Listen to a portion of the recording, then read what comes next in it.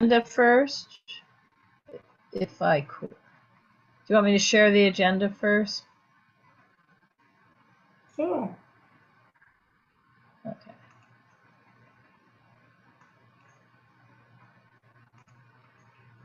Q must be having a little connection issues also.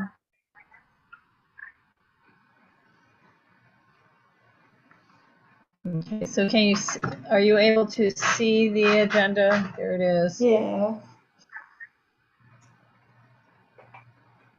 Yeah, I have it.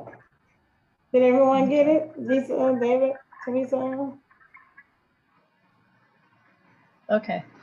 Yes, I see it. Okay. And the next meeting be September 23rd, 2021. Right. And a couple of people from LASA have agreed to come on and talk about a different topic. One of the things that we're trying to see is how they are placing people, you know, how they're actually going about getting permanent housing. What's the process? And then whatever else they want to talk about at that time. A couple of them may pop in tonight. We'll see. Okay, cool. Yeah. So I guess I'll move to approve this agenda. Okay. Second.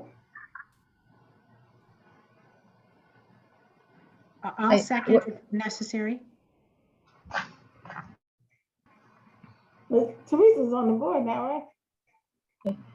So Tori, we're probably waiting for you to say all in favor. Oh, I was watching somebody coming in. Okay, that's Donna. Okay, all in favor? Aye. Everybody on mute. Hello. Oh, hi, Donna. Hello. Hi there. We were just approving the minute in the agenda. We were just approving the agenda. Okay. Was asking all in favor. Aye. Aye. That's it. Okay, all approved. Any abstentions or objections? Okay. Seems like it's cool. I'm going to stop the share. Move to approve the agenda. Thank you. 6:37. So now, is there any public comment or any hot topics going around right now? Public comment first. I can't see any. I had concerns about the two mobile homes, I guess, parked in front of the Carson Gore School. I don't know if you have anyone who can deal with that, but I don't think that's legal. They're parked directly next to the school in front. Yeah, that's not legal. So that's right there in Washington, west of Arlington. I have reported to the senior lead. Okay. Raditas out of Wilshire Division, and he has responded to me, but I don't know what else should happen. In addition, there is a store next to the Taco Bell. They have a pop-up tent and they're selling out of it. What? I have no idea. At 28th and Crenshaw. So that is all. You talking about that strip of tents right there? Yeah, right next to the Taco Bell. Okay, I reported. Well, I'm sure you haven't seen the pop-up store. Oh no, and I just passed by there today. You didn't see the pop-up tent with walls and such that they're selling out of. People have been all over next door regarding that. So I just wanted to mention those two things. Oh, I think I did see that. So it's at the end of the row of the other tents? Closer to the driveway. It isn't at the very end. Yeah, I did see that. Okay, so that's what that is? Oh, yeah. Okay, tent with walls. Okay. Because they are on the list, on the schedule for Department of Sanitation to go by and clean that up. They are. The department has closed because That has been going on.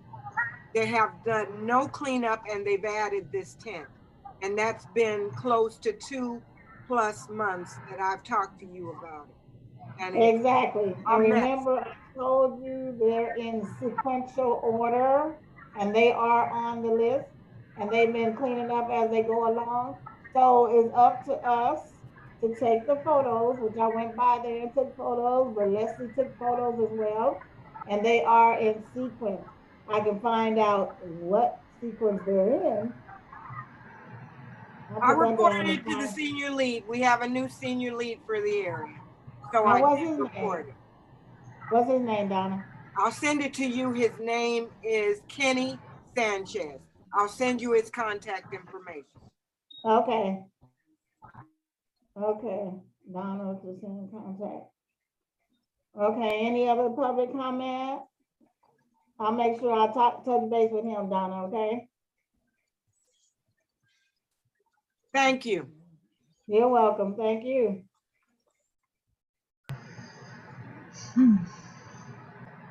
Laura?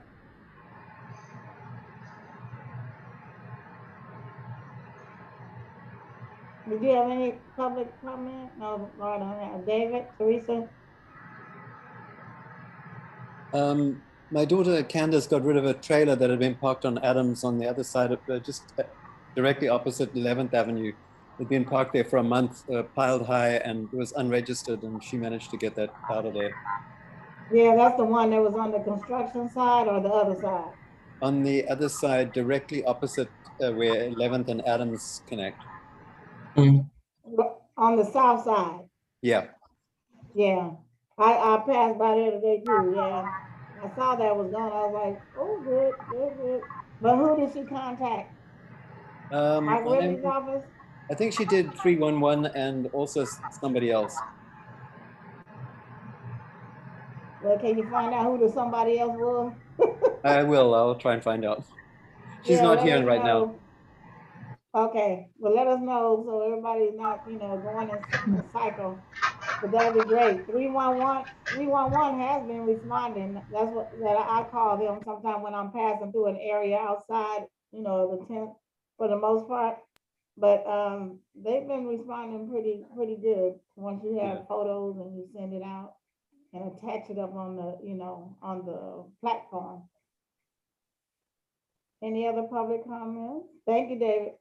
No, I don't have any. Thank you, Tori. Okay. So, any announcements? Paula, you want to share with us the announcement for the youth, or you want me to do it? Oh, I want you to do it. I didn't print the flyer. I don't have that information in front of me. Okay, well, this is part of some of the things we're going to talk about during our committee reporting assistance of everybody doing their part and everybody pitching in with notifications and what actions can be taken and what we've been doing. But this is from Volunteers of America, Department of Mental Health. It's a South Los Angeles Youth Drop-In Center, providing temporary safety and services for youth ages 16 to 25 who are homeless or at risk of becoming homeless. So they help with basic services such as getting their ID, driver's license, birth certificate. They have a clothing closet and laundry services, hygiene products, meals and snacks, recreational activities, showers, tap cards and bus passes, even though everything's still free right now as far as the bus is concerned. And then they have a linked support system with employment and educational assistance, government benefits such as CalFresh, SSI, housing assistance, mental health services, peer groups, and substance abuse treatment and counseling. And this is located at 5344 Crenshaw Boulevard. And for any other, I guess if you want to put that in the chat. You got it? You put that in the chat. And I posted it in the chat, Tori. Okay, wonderful. Okay. So that's and you have the telephone number too? Or you put the whole flyer, Laura? Where's she going? Let me look. Let me look. Oh, okay. Yeah, she put Okay, in the phone so- number. Yeah, she put the phone number in. I see it too. That's not the same phone number on the flyer. The phone number I have Oh, on well, this that's a flyer. phone number. That was a phone number on my email for that Vienna Resendez. Well, the That's where local that phone phone number came. Okay. The local phone number is 213, I'm gonna put it in, 282-6618. And we all can write that down because whenever you run across a youth that may need these services, we can all assist and keep it local as Volunteers of America, 213-282-6618 in partnership with Department of Mental Health.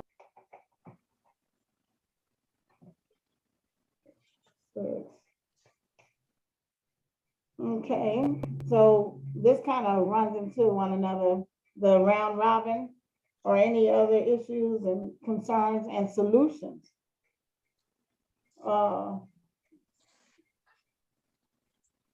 Things are popping up on my screen. Okay. Any solutions to some of these, Laura? Tori, I'm having trouble hearing you, so I don't know if you're calling on me at the moment. I was. Every time I see your box light up, I call on you. Got it. Well, I just put it on my microphone. You had wanted me to share something, and I have the link, but it's not actually a video. It's a web page. It may have originally been. It was a video. I'm happy to do it. I'm just saying there's a video. There's 2 videos in that web page, but I could just scroll through the web page if that's what you wanted me to do. No, it was the second video, the one at the bottom. It's really quick. It's a short, quick video with a message from Councilman Mark Riley Thomas. Okay, well, this is what I'll do. I'm going to share. Hang on. I'm going to share the page, and then you can tell me where to go to. Okay.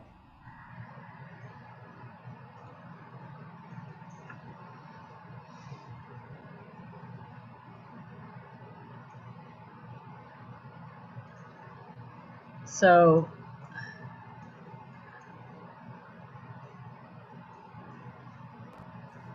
I'm just, yeah, it's like a lot of stuff. So there was, so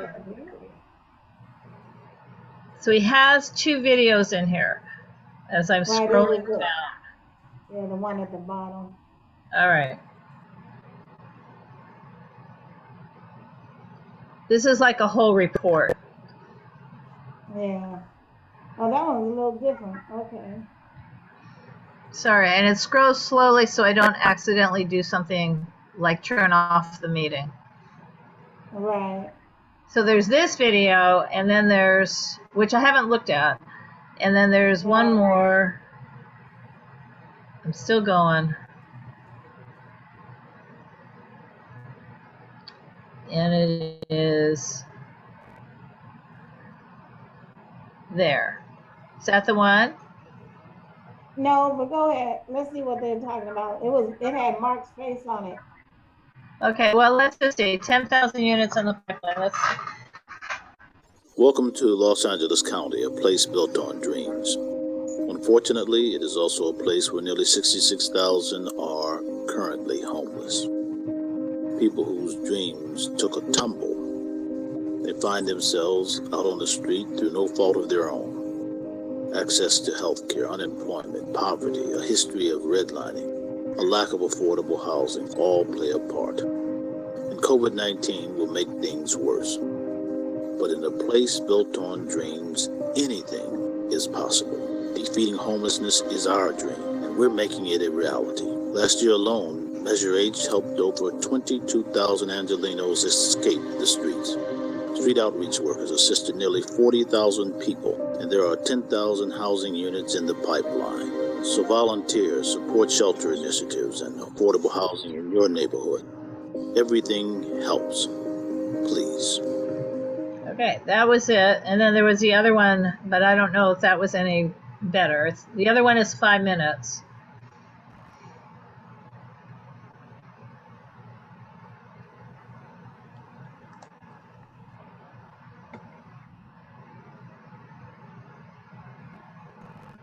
It was only a one pager. It was a report with Mark. It wasn't either one of these.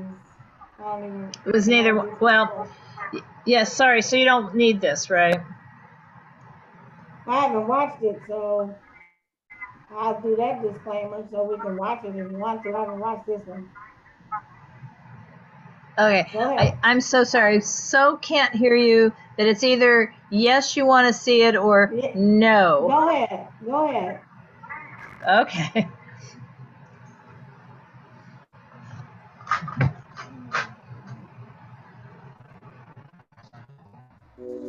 Los Angeles County boasts extraordinary wealth, but also has, on any given night, approximately 53,000 homeless people. Homelessness can affect anyone. No one is immune to it. We found teachers out there. We found ex-police officers, ex-lawyers. But all it takes is some unfortunate event, a job loss, medical bills. Skyrocketing rents. This thing just grew out of control.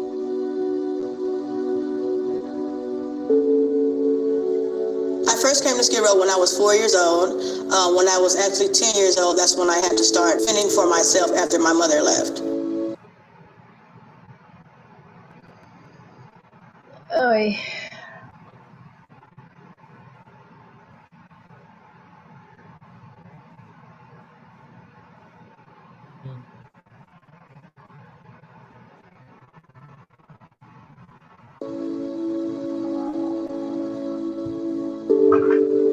I didn't feel in good.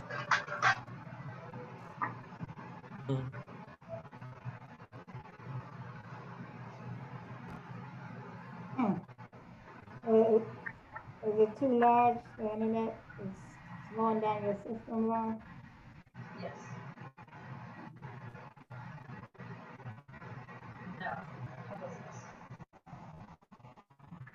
Faith that I could ignore this crisis. It became the moral responsibility.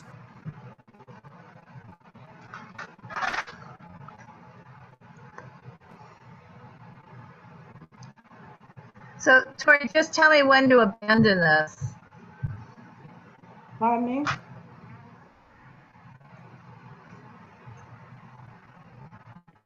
She said should abandon it. Okay. Well, I'm just Thomas was the stopping. driver behind Measure H. Yep, done. okay. Well, it was another one where he was talking about different topics on homelessness. It's interesting that in the same informational, you have one that says 66,000, then you have one that says 53,000. I'm still waiting for a consistent number between any of these agencies. Last one I had was 76,000, but they're saying that they house 22,000. So perhaps the 53,000 may be correct right now, but I have been more in tune lately with the Project Rome Keys, and actually there's about 57 where I am. There's about 12 of those sites or more within Los Angeles County. Well, I'll say South Los Angeles. And so I'm gonna ask you guys as being interested in the homeless topic, what would you think would be a reasonable time for someone to be housed from the time they was in Project Rome Key to getting permanent housing? Everybody can unmute.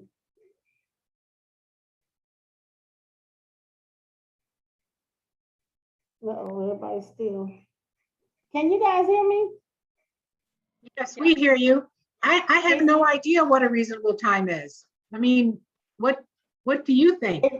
No, well, I would think less, I would say about 3 to 6 months. Okay. Well, I mean, if we were the person in that predicament, what would you think would be reasonable? 1 month. How long? Jesus? I said 1 month. 1 month? Considering they do have the finances and they've been sitting there for a while now. But you have the city versus the county principles and processes and principles. So it's like, I was gonna sit down with Councilman at some point. We want to invite him again, Hugh. If we can, invite his office again. The council, can you hear me? Hugh? Most of the time I can hear you. You asked me about inviting someone from Ridley Thomas again? Yeah, him actually. It would be nice to have him come and address some of the questions and issues from the homeless committee since we're in the 10th district. Well, I can certainly send him another invitation. I don't think he's going to come. Well, hey, all we can do is keep asking, right? And then at the end of the year, well, we've asked 12 times and we haven't seen you yet. Then what? Then we'll have a conversation to talk about, right? You know, that's a Okay. shame What'd you say, that Paula? he has a great it's a shame he has such a great public face, and then here the people, the liaisons who want to work with him, you know, we're not even getting a response. That's just horrible. And he's he's not new to politics, but he's new to us, and you would think he would want to meet us. Well, you would think, but I think you only asked, how many times have you asked now, Hugh? Well, I've only asked for him once. Okay. Okay. So let's ask again. And the next meeting is September 23rd. I just want to say that go ahead, Jason. he was invited to the Harvard Heights neighborhood meeting, and his representative said basically, without saying he couldn't be bothered, that he couldn't be bothered to come. So that made up my mind on him right then and there. Mm-hmm. Yes, we have Laura and Teresa have hands up. Teresa's hand was up first. Okay, Teresa. Thank you, Tori. I know that the board has talked about trying to invite him to a governing board meeting. I mean, maybe at that level he would come, and then we could address homelessness and some of the other issues. But yes, he does need to come to a meeting and give us an opportunity to hear what he has to say and how he's going to solve some of these issues. Thank you. Right. So when you say the governing board, you mean the West Adams Avenue one, or the UNNC one, or the Harvard Heights one? No, the governing board for UNNC. I think Laura, maybe Laura will talk to that. Okay. Laura, you want to add to that? Well, I actually wasn't going to talk to that. I was going to ask, do we know who his deputy is for homelessness? Because I think at some level, if we start working with the deputies, we are working with the elected official. So like John and I are going to begin to focus on Hakeem, who is the now hired as the planning deputy. So we're including him on a lot of emails. So I just don't know who the homelessness deputy is, but I'm guessing that person was hired first. Yeah, she actually called me before regarding the lady on Washington. And I was explaining to her, instead of using the resources that we would normally use to house someone, that she was interested in moving to Las Vegas. And I asked her to let me know what the decision was, because ultimately they're the ones that have the finances and the funding to do something. So, but I haven't heard from her lately. So maybe I'll call over there and ask for her as well. But go ahead, Laura. Well, I'll tell you what, I'm going to try again. I will email the chief deputy and ask her to try and identify some of these people, but also, the grand opening event thing at Gramercy Apartments, which is housing for homeless seniors.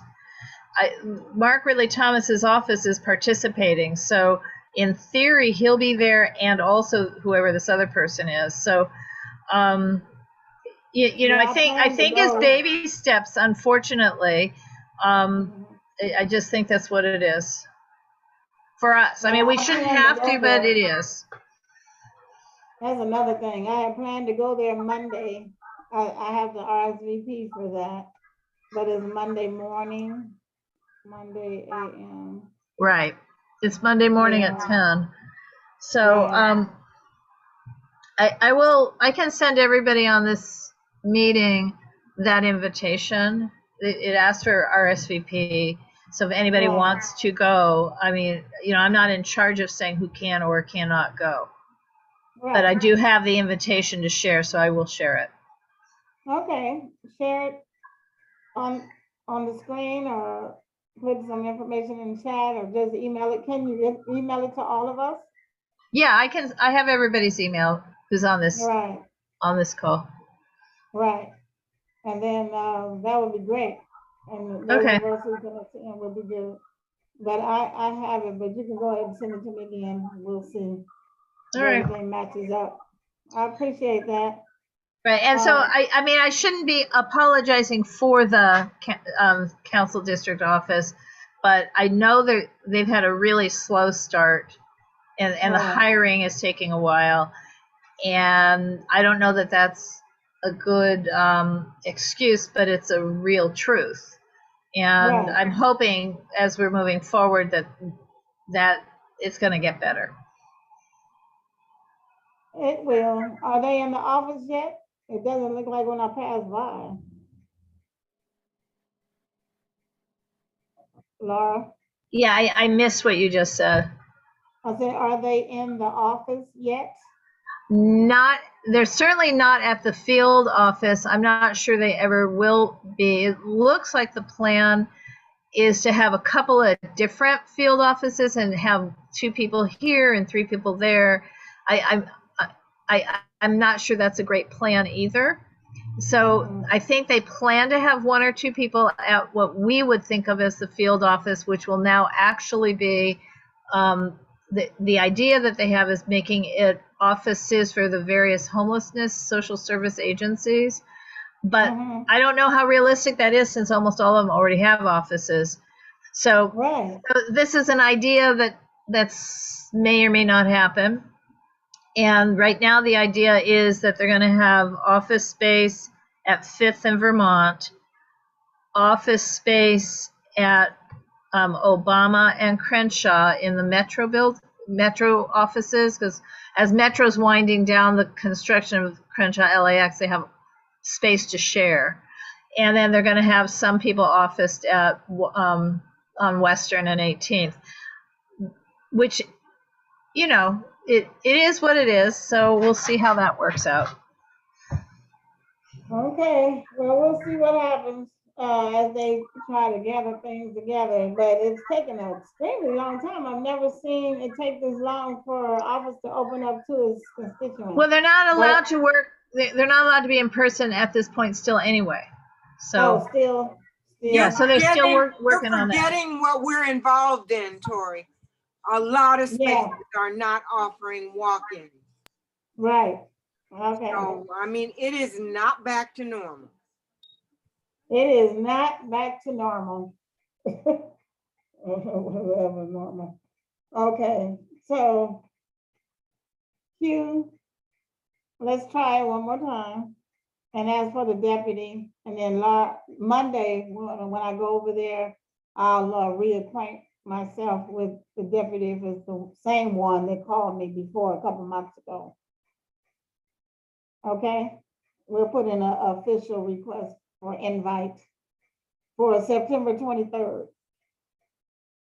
Is that okay? I'm just muting myself, but yeah. So yes, I'm listening, but I'm not able to acknowledge everything that you say. I know. I don't know why. It's just hollow. Oh no, but why I can't acknowledge is I'm trying to keep myself mute. Oh, well, it's okay as long as you don't have background noise. I have this fan going. Maybe that has something to do with something. I don't know. But anyway. So any other, have you seen any hotels for sale or for lease in the vicinity lately or anything like that? It's hard, you guys can't hear me. I don't know why. No, we can hear you fine. I don't think anybody We has. can That's hear why you. no one I has said don't know anything. who can't hear you. I don't know. Laura keeps saying she can't hear me, and Hugh. I'm not sure Hugh can hear you because he is not responding. Right, but he was having some technical issues earlier. But I'm fine. Teresa is. Oh, David, okay, good. David, can you hear? Yes, I can hear you. Okay. But I was hear. wondering. Okay, wonderful. Thank you, David. Project Room Keys, they need more participants. And it would be great if they would just purchase some of these hotels and then let that be their permanent housing for right now, at least to get people off the street. But also some of the good things though, Project Room Key seems to create a family environment. They get used to one another, some of them. I've kind of developed a relationship with some of the women.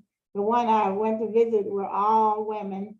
And it has a couple of male security and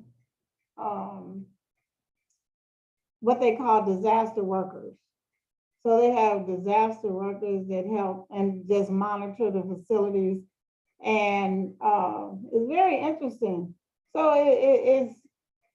I think there's more to it when it comes to placement of permanent housing because they have developed this trust amongst one another in some of the areas. And when it's time for permanent housing, they're all split up in totally different directions. There's a couple of the girls, women that are there for protection from domestic violence. And so they are way away from where they normally reside for their safety. And after we've seen what happened to the bank executive the other day, it's like, wow, no wonder. So we have to just ensure that she is safe. And she had her own house, everything, and she's very meticulous. She even does the girls' hair, change the colors every now and then. So it gives them something to make them, have a higher self-esteem and to be wanting to do better. And then there's a couple that has a mother and daughter situation. One of them just got their permanent housing. One of the mother and daughters got their permanent housing about 2-3 weeks ago. So that was good. And so lately I've got a donation from a lady with 3-4 sets of dishes, beautiful patterns.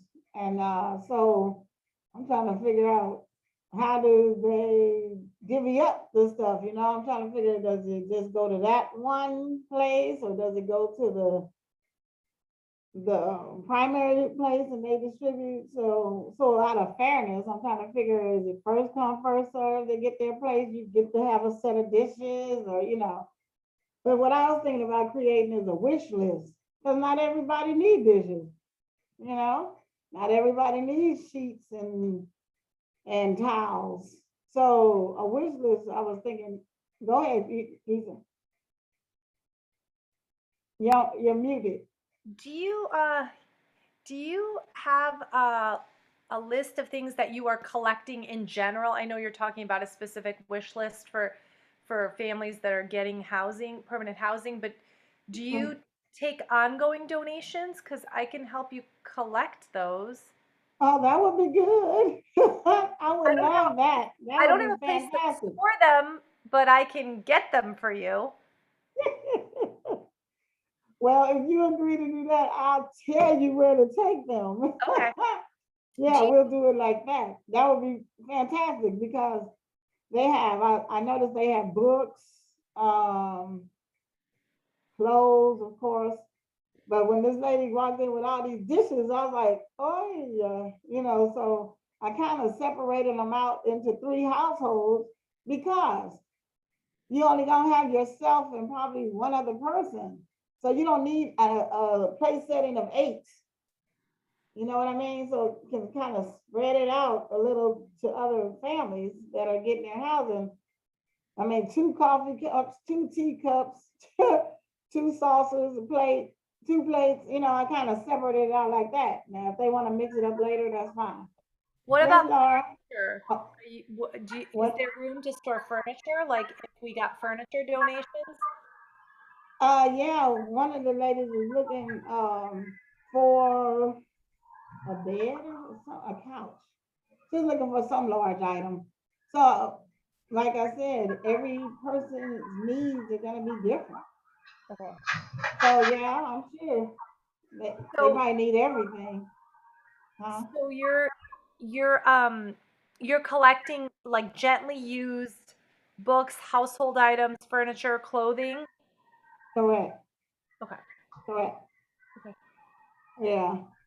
Something else she bought. Oh, and that's another thing. The Project Room Keys allow them to have their service animals for emotional companionship.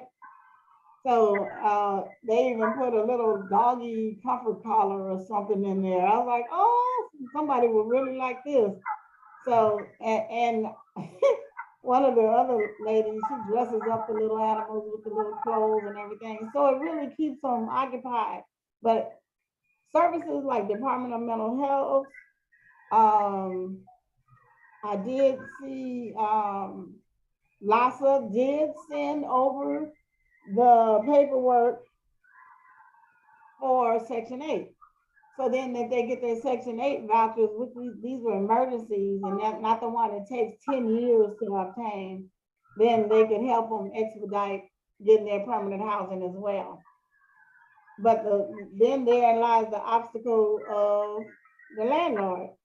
Will the landlord accept the Section 8? So I hope, I have to check on this, but I hope Section 8 is actually giving them a list of properties that have already been willing to participate, you know, and not sending them around in circles trying to find a place. Laura, you had a question?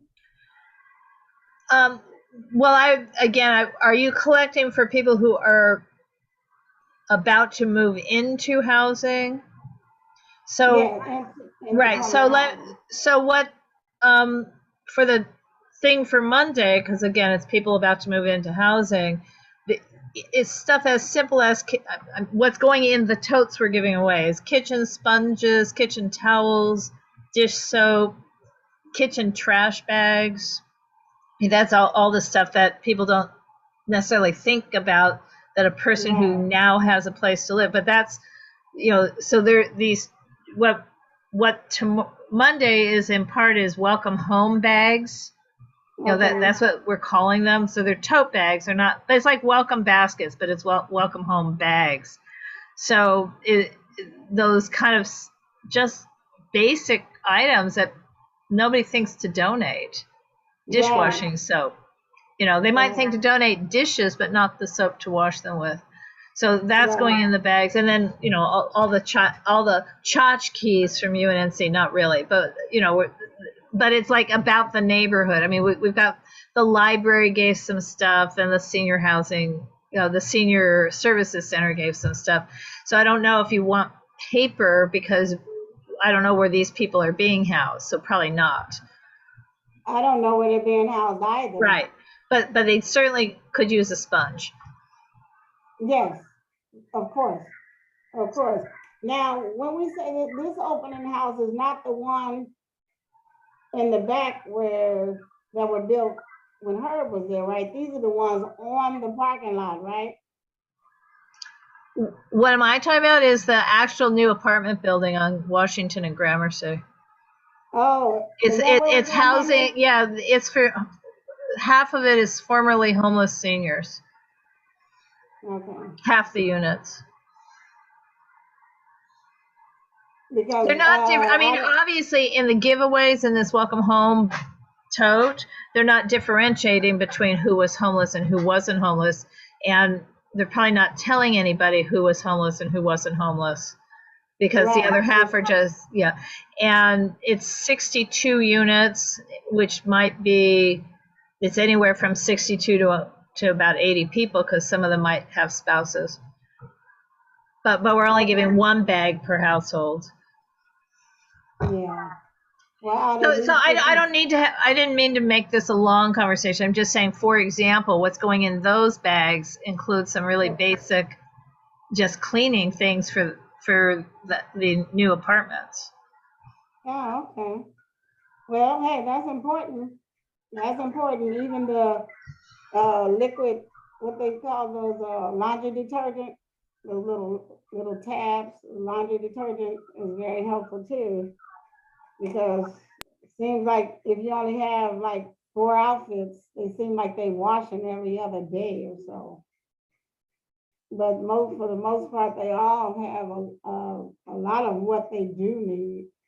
Out of the 57 or 58 women, I would say at least, if you're calling 62 a senior or 65 a senior, then 50% of them are seniors over here too. So, but then you have the ones with the mother and daughter, they're senior and early 20s or late teenagers, you know. So it's pretty interesting, actually, to watch what's going on and what's happening. About 5 or 6 of them have jobs. It's just that they haven't been able to gather enough funds together to come up with all of these, all of the down payments that's required, you know, to move in. So, but if they get into the low income housing or into, well, where they are right now is the ideal situation, because they don't have to pay for anything right now. But a lot of them, a couple of them, I just don't see being able to work a job at all. One, yeah, so a lot of things, it's a very mixed population of women with different levels of capability and different skill sets that they have to offer to the community. So that's that, but that'll be wonderful, Jesus. And that comes to the next part that we come to at 7:20, when I talked about the committee reporting assistance. And that means when you come across things, just bring it with you to the next meeting. So Hugh came across this report of the homelessness and poverty. I've been to a couple of those meetings downtown. I plan to go a couple more pretty soon. But the Governor's Council of Regional Homeless Advisors released a 40-point comprehensive crisis response report. Did you want to elaborate on that at all, Hugh, about the report you sent to me?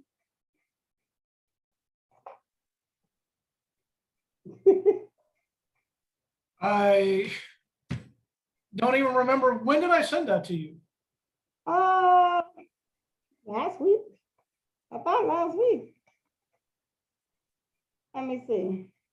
I don't know, but pretty much it's about the pandemic and what's happening with the extraordinary urgency of housing people and being able to follow the CDC guidelines amongst homelessness, which it appears that it doesn't seem to be a pandemic on Skid Row, and everybody's bunched up together like this everywhere. So I'm like, either their immune system is still very strong for the most part, or everybody's been vaccinated. I'm not sure. But I did see last week people going door to door. Remember they promised to go door to door for vaccinations? I've actually saw the people out walking, going door to door, asking people, have they been vaccinated? So that is what's happening right now. And if not, they're leaving papers on your door telling you where you can go get vaccinated or what should be done. So Hugh, could you tell us anything that's going on with homelessness that you discovered in the last month since we met last? The only thing I've been monitoring is Ridley Thomas's motion, which has been approved by the city council, going to creating a team to develop the language and create a idea of how much money it's going to cost, and to put something towards the city council later on for an actual vote to create the homeless right to, housing. There is a web page that people can go to and make comments on how this right to housing should be, implemented. But other than that, I haven't really found anything. That was this one, right? Yeah, that's it. Yes. So this is one thing that, this was on March 3rd, 2021, the city council unanimously approved a motion authored by Councilmember Ridley Thomas to create a framework for a right to housing in the city of Los Angeles. So the city team is working on a report back. They're supposed to be working on things like policy, legal, and fiscal recommendations. So if we have any recommendations that we want to provide, that would be good whenever he decides to come visit us one of these days, which he will. I have hope that he will make it here, if it's not for but 10 minutes. But recommendations related to establishing a robust and responsive spectrum of housing and support services to prevent Angelitos from becoming homeless in the first place. If you're not working on the prevention side, you're never going to get to the end on the homelessness side. And I've been saying that from day one. And that's a lot of what's happening. So they're saying that prevention is the main one, interim housing, permanent housing, and street strategy of how they're going to standardize the procedures that include client-centered and health-focused protocols to engage individuals living on the street and help them transition into housing while supporting safe and hygienic spaces in the interim. Well, that's a big job in itself. I mean, how to hygiene and on the street, unless they put more of those hand washing and mechanisms and the what do they call those? The porta potties and the showers. I don't understand how could they have any hygiene measures unless some of the businesses allow them into their space to wash, clean, and shower. So that's something they're working on, and he's supposed to be reporting back in this council file number 20-0102. So that's something we can always tune in on. But Google right to housing, and you'll get more information on it. Right to housing. And oh, Paula said she had to go to another meeting.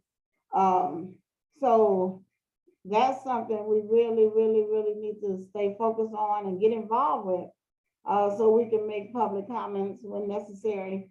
And then when he does come, we'll have some substantive questions and that we can pose to him to get answers for what's happening right now and where we can be of assistance. Any comments on that, on the right to housing? Has anybody been following that with city council at all? Do you follow any of the city council meetings online? No one? No, okay. Okay, well, pretty much, when it comes to committee reporting and assistance, exactly what Hugh has done as providing these reports and Gisa has done to provide assistance with collecting items and things like that. We'll start getting more things in and more things done. But if you have any suggestions, any solutions to any of these situations that you may see going down the street, let's just add on to it, because a lot of this, I was thinking about why weren't they buying the hotels in the very beginning? Then they finally started buying and leasing out the hotels, which is good for the hotel owners because no one was traveling. So a lot of the hotels aren't at capacity as they were before. And they have everything they need in the rooms, the air conditioning, the microwave, television, laundry facilities so they can wash their clothes. So right now is the time where they could be getting things together. The Caregivers Association have sent a caregiver for a couple of the ladies because they really need a caregiver. One injured herself last week and she can't walk right now. So she has a couple of people, like I said, they built this family unit amongst themselves. So one of the ladies helps her, but they're not supposed to go in each other's rooms. So if she needs laundry, she'll help her do her laundry and just hand it to her. They still have maid service, you know, and everything that they would in a hotel. So right now is a good time for them once they set in Project Room Key, and then they get used to being inside. I mean, some of them, I don't think have really been outside. They just really didn't have a place and they were staying with people or different things. I don't know what the story is, but they sure have some nice cars. I can say some of them have some really nice cars. So I don't know what the story is to a lot of them, but some of them open up and share. And then some very, very seldom see them because they just come in and go to their room after they get checked, you know, temperature wise and everything. So it's a pretty nice operation so far. And it takes you away from that shelter mentality, because a lot of people will say, oh no, I'm not going to shelter. I'd rather sleep on the street as opposed to going to shelter. And I'm like, okay, but not all shelters are like that. If you have good oversight, then you should be safe. But you don't know what's happened to some of the women and some of the men for the most part, as to why they have these fears and hang-ups of what they will and will not do. So anything else? We may have an early meeting today, 7:30 meeting. Corey, Yeah? I have a question. Uh-huh. How do they address their clients that have drug addictions and mental health issues? Well, they have case managers. They come every day. And I guess if they need any referrals, they refer like that. I mean, it's one lady, I'm kind of fearful for her because she has a real serious alcohol addiction. And it's to the point where they had put her on a second level. And I said, no, she needs to be on the bottom floor. You know, because you don't want nobody flipping over balconies or falling downstairs or anything like that. So they put her back on the first floor. So they have the case managers. They come. They have nursing on staff all day. 2-3 nurses. And that's just how they're dealing with it now. Now, as far as rehab, I don't know if they're doing any referrals to rehabilitation, like for 30 days or anything like that. So I'm gonna have to check on that because I don't know exactly what they're doing as far as drug addiction and alcoholism. But I tell you what they do if they leave the premises and go to the store, they do check their bags when they come back in. So if you think you're gonna get some alcohol or something in that room, it's a whole nother story. You're gonna have to drink it before you come back in there. So that's what's been happening. So if they find any drugs And or anything, that's a one that you've overseen. I'm just concerned because I know a lot of the people that I see close to where I live. It's very obvious those are the issues. And as far as placement in a normal housing, they can't qualify. And they wouldn't want to. So I just wondered where, because to me, there's a whole step being ignored. And, it is. And we can pretend like it isn't there, but it is. I saw a man today laying in the full 90-degree sun right at 28th and Crenshaw, just laying on the ground. What? So I don't know. Was it on the sidewalk or in the street? On the sidewalk. And there are people just walking past him. Yeah, see, that's not good. And you can't force them. They're not allowed to force them into anything. Yeah, no. I don't, maybe you can explain that to me. I don't know. Well, that's the rule of what they have lately, is that you're not to touch them, you're not to force them to do this, you're not to force them. But I think that when they're in a setting such as this, a controlled setting, that it would be nice if they would allow them to go to rehab while they're here. I think it would be nice to allow them to go into a program, you know? But then they can turn it down if they'd like, you know that. Right. But it gets to the point where I guess I can give you an example. I was walking and I heard this voice, you know, she was just screaming and hollering and cussing. And so I said, oh, brother. So I went up there and I said, what's going on? And that was one of the mother-daughters. The daughter's sitting there like the mother's not saying a word. so the mother's ranting and raving and blah, blah. So what I did was I said, okay, can we make a deal? Make a deal that I don't hear you complaining or yelling at her until 1 o'clock. So you got to give them incremental steps, right? So I said 1 o'clock. So she said, okay. So she stayed down visiting one of the others outside. And then she went to visit her son or someone later to avoid getting into the confrontation with the daughter. So I had this book and I told her, I let her read it because saying, you're the role model. You're the mother. I said, she can only do what she's seen of you and the examples that she's given. And so I said, well,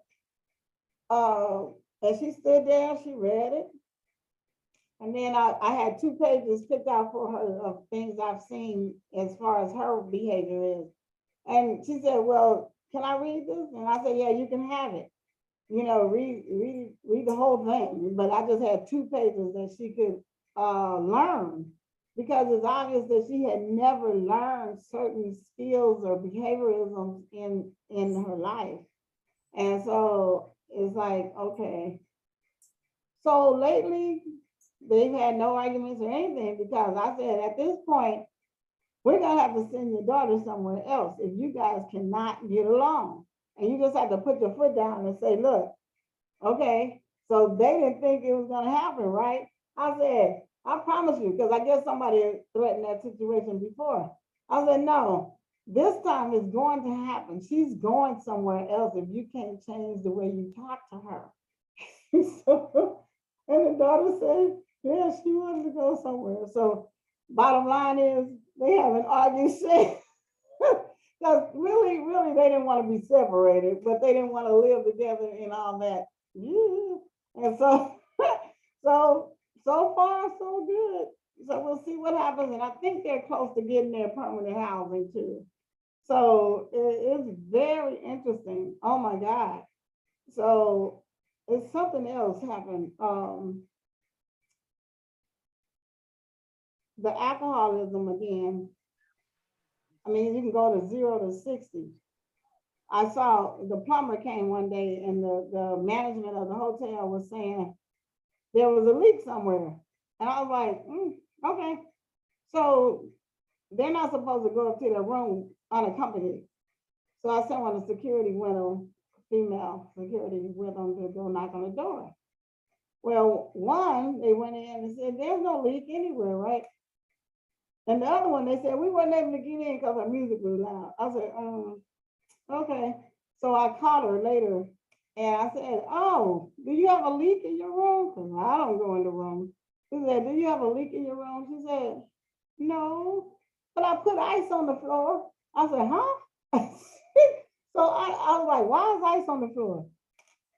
So you got to learn how to understand the mentality of what they're going through and not what you think is normal. So I said, okay, why is ice on the floor? So one of the other girls had mentioned to me, they say, I think she's on Sean. I said, huh? So what's so you look up the symptoms, what's going on? They get really hot. So what she did was put ice on the floor and lay down in the ice. And so it was called, I said, oh, brother. I said, no, you can't do that. Don't do that anymore because you may mess up the floor or you're causing a leak to go downstairs, whatever. I made it sound like, no big deal, but don't do it anymore. And so far, I guess she hasn't done that anymore. But then again, them checking their bags and making sure they don't have anything has helped tremendously. But again, everybody's not on drugs and alcohol. There's just about maybe 5 of them. And then one girl, when I first was helping out and was like, she was screaming. I'm like, why is she screaming? So I just told this the disaster worker to come with me. We're gonna just walk past her room and see what's going on. Don't go in. We just walking past like nothing's going on. And sure enough, she screamed. But then when we went past, she started talking to herself and saying, shut up, shut up. So she told herself to shut up, right? And then we walked back. And so lately, I haven't heard her do that anymore. So I don't know if they got her medication correct. And that's another thing, the dosage of medications. Sometimes they're experimenting with the levels of what affects them and how this works for them and what. So apparently they got her dosages right because she hasn't done that since. And I promise you, if she walk out that door, she's so put together that you would never think there's anything wrong with her. It's amazing. But so I guess they got it all straight and she's okay now. And it's just amazing. And they get 3 meals a day, breakfast, lunch, and dinner. And a lot of them, so we keep statistics on that. A lot of them don't eat. And I guess they bring their own food from somewhere, but a lot of them don't. And then the ones that work, of course, they wouldn't eat because they're not there for breakfast, lunch, or dinner. And so it's just very interesting observations and getting to know what all that you're dealing with. And this is just a small scale of what's out there. So it's going to be, I would think that just everybody that, most people do want a place, but there's so many that don't. So those that don't, you got to work with them later and just house those that do and figure out what the percentage of that is. If you can figure out what the percentage is of those that want to live inside, then I think that would be half our battle. Instead of saying we have 66,000 people that are homeless, let's work with the 55,000 that want a place to live right now. And just get them into these hotels or wherever we need to get them into and then transition them to their permanent housing. Those that would qualify, I have to say that. Yeah. And they're not going to qualify for regular housing because of their behaviors. And there's your problem. Yeah, There I is mean, the problem but once you separate the ones that want to, and then you break it down to another category. But because I think that in order to get permanent housing, you should go to a program. Because if you're, I don't know, I think that you're gonna have to go to a program in order to stay by yourself. If you're to that degree, alcoholism, because you can just set fire, you can just, something just goes out of control if you get to that point where you're that tips, drunk. Just, and I don't know. But then I guess they have those that's functional. So they'd have to be monitored and find out, you're right. But who's gonna go and say, who's gonna go and admit that they're an alcoholic when they're trying to get permanent housing? I don't know. Maybe they would. You never be able to put them in permanent housing unless you can guarantee they can be qualified. Yeah, I agree. And like you said, they're social workers, they're whoever. I've rented to a person once before who had been on the street and was afraid to stay inside.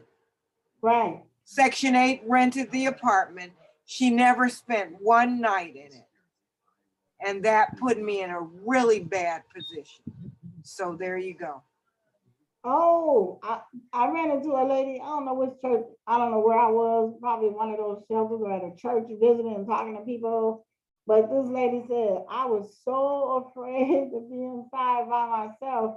And she said, finally, I got used to it. And she said, I just love it now. And so she's helping other people to get past that point of being inside all the time and being, and appreciating the roof over their head. And you're right. We have a girl like that right now.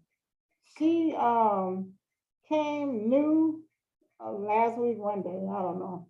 But the same night she came, she found an excuse to leave and say, oh, she needs to go to her sister's. I was like, huh? Didn't you just say you came from your sister's? She said, yeah, but I got to go back to my sister's. I said, okay, because we don't try to stop them from going anywhere. So she hasn't been back since. And she's not supposed to be able to maintain that room after 48 hours. So I don't know what's going to happen. I haven't been there this week, but I'm going to go probably tomorrow and see if she's there. But now there's a monitoring mechanism now that they put something on the door, and if it's still there, so far she had 3. And so I guess, hopefully she came back, but she hadn't been back in 2-3 days. So it's like, but come to find out, she just had a baby or something, and the sister has the child, and she just found an excuse to go and stay where that child is. So that's what that was about. So we'll see what happens. And there's another lady, she came, she had about, there's a steamer that you like put their belongings in. They put their belongings in this thing that purifies or sanitizes before they take them in the room. And they had about 2, 3, 4 bags in there at first, and then there was a suitcase, and then they said they had already put stuff in the room, and they hadn't seen her. So I'm like, well, where is she? So there's a couple of cases like that. They come, check in, then you just don't see them for a couple of days. So that's another kind of waste of resources. Somebody else could be in there, So how they gonna get past screening like that? I'm gonna have to double check and look at this list and this screening mechanism on how they coming up with these decisions, because I don't think they've ever asked them the question, oh, do you want to stay here? The simple questions. So we'll have to figure out. That's one thing I really want to talk to Lassa about, of how they're screening beyond the CES system. See, and that's supposed to be the equity in the screening. is that system that they put in based on their acuity levels. So I don't know if there's bypassing that mechanism or that process, but that's something we need to know. See how it is they're placing people, and is it in sequential order based on the acuity, or are they taking one number at a time, going down like that? That's what I want to ask them, some of those details. Because not everybody wants to be inside again, so don't use that space for your items when somebody else could be living there. Anyway, anything else? Donna? Why are you asking me? Because I talked to you brought it up. We have a whole line of conversation, you and I, and you know how I feel. So there. I do. Everybody who's on the street is not homeless. No, they're not. They're not. I discovered that at Amos Church on Washington and yes, and Arlington, almost right there. I found that out that day. He just want to hang out with his friends. He have a house in Long Beach and a house in the avenues over there. I'm like, what? Okay. So, but the rest of them didn't have a house, and we're waiting to be housed. So we'll see. I got a call from Hopkins today about one young lady in particular, and she's homeless in her car. Her mom's in the hospital, and she had been just in her car near the hospital just in case they needed her. So they put her in Project Room Key at one point in Hawthorne, but then they keep moving her to other places that's not as nice as the first one she started off with. So I'm trying to figure out what's that all about. So I'm gonna get an update from her and have her write out her experiences with Project Room Key to see what is happening. Why is she being moved like that so much when she could just stay where she was? But then COVID came and that changed some things. But they do test them every day. I mean, not test, but take the temperature and everything if they go anywhere. A lot of times they just don't go anywhere unless they're working. Laura, you had a hand up. Laura.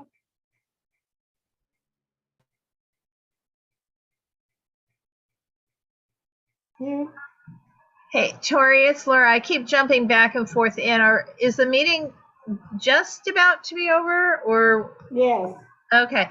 So I would like Tori and Hugh, I'm going to email you off this, but we, the Planning and Zoning Committee, are working on the housing element bullet points for UNNC, and Dorit's helping, but I just have a couple of questions, like, would we be better able to convince people to get off the street if the tiny homes housed one person and you don't have to have a roommate? I mean, just stuff like that. I don't want to discuss it here. It's not on the agenda. It's on our agenda for planning and zoning. So I'll send you an email. Okay. Because we want to be kind of smart and wise about the comments UNNC makes. This is an 8-year plan, so, and preventing and ending homelessness is a key component. So, but that's all. I'm just saying, I don't want to prolong this meeting. Oh, no, well, this meeting is scheduled to be over at 8, and we have 12 minutes. But one thing I do want to say about tiny homes, what I heard was 64 square feet. This is one of the mayor's proposal, I believe, for $130,000. You can get a whole ADU for $130,000. Why would you put somebody in 64 square feet? And you cannot have a roommate in 64 square feet. Well, that's what they're proposing. Okay, so this is my point, but it's not on tonight's agenda, so it is on the other meeting's agenda. So I'll just send you guys an email. Yeah, let me know. Okay. Okay. Okay. Well, unless anybody has any comments, questions, concerns, we'll let everybody go and finish their dinner if you haven't already. But Jesus, you have my number? I do. You have my telephone number? Yep. Okay. Yep. Okay. Okay. So whenever you get anything, just let me know, and I'll go down with you for the first time, so you can see what's what, and then that'll be where we'll take items.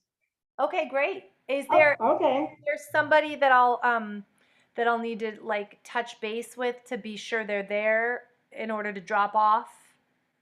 No, just a certain time. They open the gate for you, just drive. You don't even have to get out of the car, really. Okay, great. Thank you. You're welcome. You good? Teresa, you good? I'm sorry, I didn't understand you. I just said, is everything okay? We're about to adjourn. Oh, yeah, I don't have anything. Okay, so you're between now and September 23rd, you'll contact his office again and put in a request, right? Yeah, absolutely. Okay, I appreciate that. Okay, that'll be great. Okay.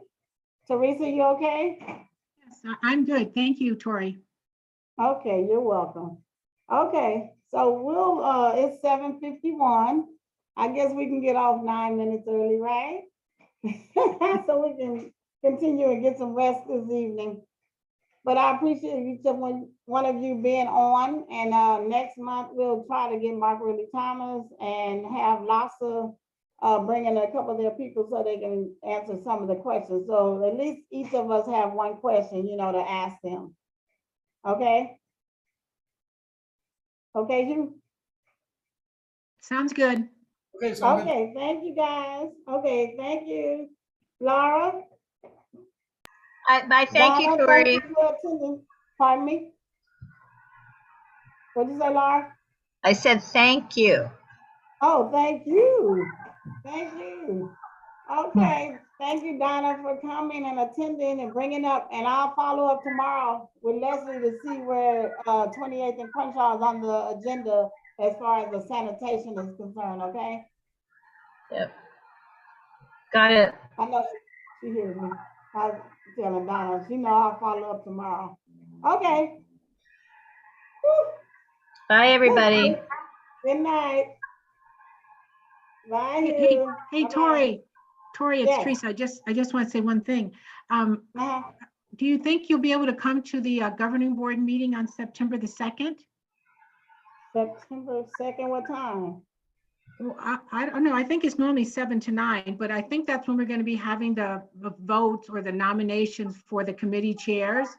And we didn't do it last time, but this time, because there are new people, I suggested to Laura that whoever wants to do it, that they should, be there and self-nominate, or, somebody else can nominate. But I know you're already the chair of the homelessness, I mean. But if you could just be there to say, hey, yeah, I still want to do it, just so the new people will see who you are or whatever. Okay. Okay. Yeah, and Tori, Tori, that's a bit important because one of our other fellow officers wants to make it mandatory. I don't know that it can be mandatory, but it's now strongly encouraged that anyone who wants to be a committee chair be present. Oh, okay. Where is it going to be, Laura? So again, Then send you I don't know what time yet, within the meeting. So I'll send you the agenda. Okay. Okay. And then thank you, Teresa, for reminding, because I spaced. Yeah, but I know that she's interested in that, so I just wanted to make sure I. No, thank you very much. I just spaced, but mostly because. Okay. Anyway, okay. So I'm going to say good night and end the meeting for all. All right. Good night, everybody. Thank you. Thank you, Teresa. Thank you, Tori. Thanks, Laura. Okay, I'll look for the emails, Laura. Okay. Bye. Okay.